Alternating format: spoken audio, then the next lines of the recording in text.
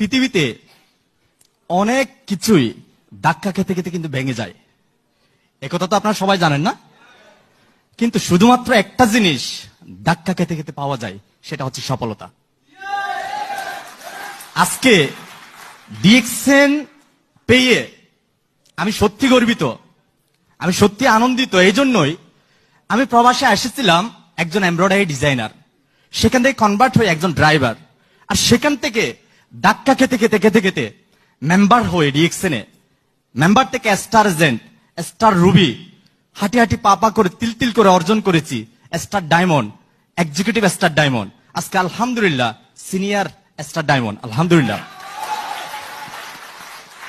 এটা আমি আনন্দিত না, আমি তেমন বেশি কিছু অ্যাচিভ করতে পারিনি, আমি কিন্তু এটা নিয়ে আমি প্রাউড ফিল করি না। তখনই প্রাউড ফিল করি যখন আমি বুঝতে পারি যদি আমার মৃত্যুও হয়ে যায় এখন, আমার মেয়ে এসএসডি, এটাই আমি সবচেয়ে বেশি ফিল করি। কারণ কি, আজকে দেখেন আমাদের দাদার দাদার নাম কিন্তু কারো কাছে মনে নাই, আছে নাই? কিন্তু আমাদেরও কিন্তু দাদার উপরে দাদা ছিল, কেউ নাই কেন, তারা ওরকম কোনো কিছু করে যেতে পারে নাই আমাদের জন্য, কিন্তু আমাদের কাছে কিন্তু অনেক কবির নাম মনে আছে, আছে না? তো বর্তমান যুগে এমন একটা সুযোগ, আপনি মরার পরেও 1000 বছর জীবিত থাকার সুযোগ আছে যদি ডিএক্সএনে আপনি ভালোভাবে একটা প্ল্যাটফর্ম তৈরি করেন, আপনি একটা পজিশন ক্রিয়েট করেন। আমি এই জন্য আপনাদেরকে, যারা আমাদের নতুন এবং কাজ করতেছেন, তাদেরকে আমি বলবো, দেখেন ভাই, আপনার অলসতার ফসল আপনার ব্যর্থতা, আপনার আত্মত্যাগের ফসল আপনার সফলতা। ডিএক্সএনে যদি আপনি সফলতা অর্জন করতে চান, রিয়েলি আপনাকে অনেক কিছুই আত্মত্যাগ স্বীকার করতে হবে, স্যাক্রিফাইস, অনেক সময় আপনাকে স্যাক্রিফাইস করতে হবে।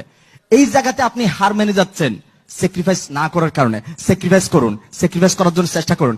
আমাকে আমার ছোটবেলার বন্ধুরা কিন্তু কেউ আসে না আমার সঙ্গ দিতে, তারা আমাকে বলেছিল তুমি আগে এগিয়ে যাও। আর এখন কি আমি কি এগিয়ে যাই নাই? বাট এখনো কিন্তু তারা আমাকে সঙ্গ দিচ্ছে না, এখনো তারা আমাকে বলে তুমি আরো এগিয়ে যাও।